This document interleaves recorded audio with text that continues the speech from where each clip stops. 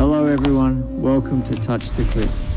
In today's video, I'll show you how to delete Word documents in Windows quickly and easily so you can manage your files better and free up space on your computer. Now let's get started.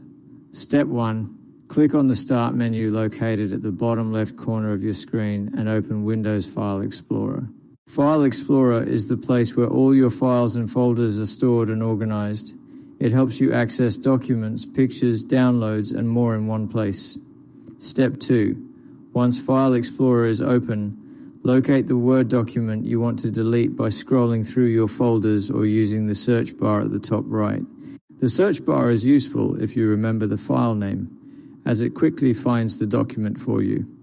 This step ensures you select the correct file before deleting it. Step 3.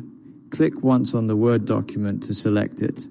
When selected, the file will be highlighted, confirming that it is ready for the next action. Selecting the correct file is important to avoid deleting the wrong document. Step 4.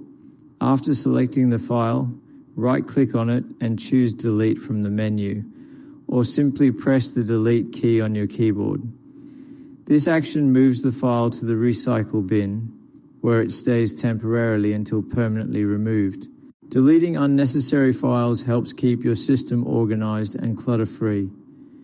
Thank you for watching, and don't forget to subscribe to Touch to Click for more helpful tutorials.